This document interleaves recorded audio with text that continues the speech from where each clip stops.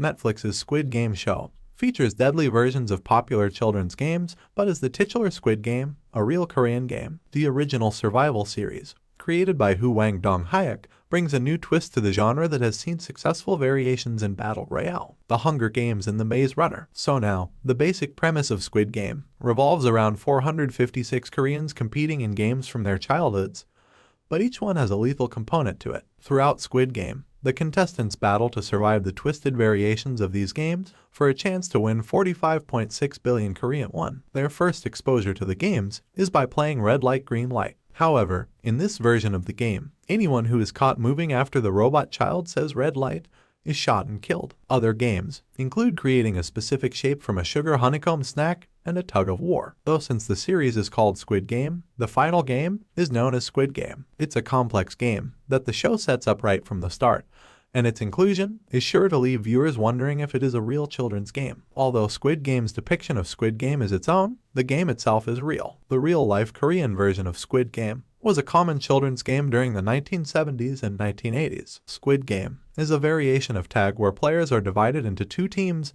offense and defense. The goal of the game is for those on offense to tap the small area known as the squid's head with their foot. However, the defense is forced to stay within the squid-shaped boundaries of the lines drawn in the dirt and attempt to tag those on offense. The attackers in Squid Game are only allowed to hop on one foot unless they manage to cut through the squid's waist. Squid Game then progresses to the final battle and sees the remaining offensive players rush from the entrance of the squid to its head without being touched. If they are pushed out of bounds by a defender, then they are dead. Squid Game's depiction of the real Squid Game rules are quite accurate, although the Netflix show does add some twists of its own. Other than a flashback of Seong Gi-hun playing Squid Game as a child, Squid Game saves its version of it for the finale. One difference between the real Squid Game and the one shown in the series is the team dynamic is gone. By the time Squid Game's ending comes, Squid Game becomes a one-on-one match. Of course, the biggest difference between the real-life game and Netflix's is that Squid Game has a literal lethal conclusion to its version. Even though Squid Game is a real game in Korea and a version of it is shown here,